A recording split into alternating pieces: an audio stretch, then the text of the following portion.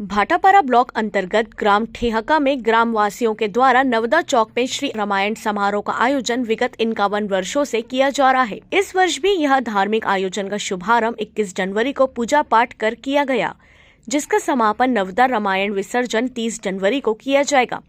उक्त कार्यक्रम में प्रतिदिन प्रभात फेरी, प्रवचनकर्ता एवं विशेष मानस मंडलियों के द्वारा प्रस्तुति दी जाती है, जिसका रसपान करने बड़ी संख्या में भक्तगण कार्यक्रम स्थल पहुंच रहे हैं। वहीं समिति के द्वारा प्रत्येक मानस मंडलियों को सम्मानजनक राशि, प्रशस्ति पत्र एवं श्रीफल भेंट कर सम्मानित किया जा रहा है।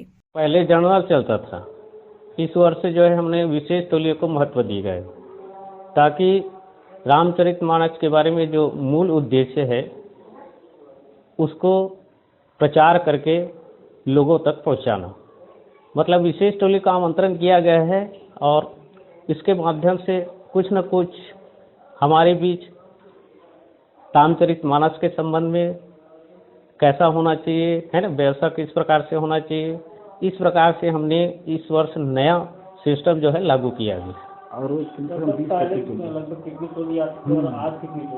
लगभग रोज का मतलब 14, 15, 16 ऐसा हो जाता है। 14-15 लोग। पहले कितना था?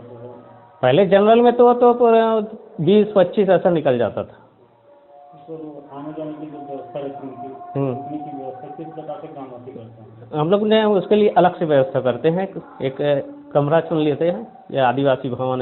क्या आज के तारीख में 51 वर्ष हो गई यहाँ नवदा रामायण हुआ, और जब शुरुआत हुई से तो सबसे पहले युवा मन और सियान मन के पूरा बड़े बड़े बुजुर्ग मन के सहयोग रही से पूरा गांव के गौटिया के, तो सब ले शुरुआत हुई कि गली खोल साफ सफाई करी, और साफ सफाई करे के बाद में एक ठो गड्ढा तैयार हुई, तो गड्ढा में वो खाद बनाई, और खाद बना के वो बेच करके राशि शुरू करी।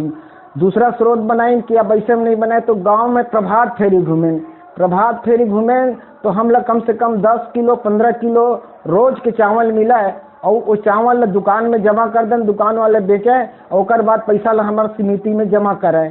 ऐसे करते करते हमारी शुरुआत हुई से, और ये है लगातार हमन हमेशा ये मांग के कृष्ण पक्ष तीज के दिन जन सकट होते वही दिन एक शुरुआत हो है, और सदैव वो परंपरा है, त्यान मन हम मुहूर्त निकाले है, और हमेशा वो मुहूर्त में हमारे रामायण होते।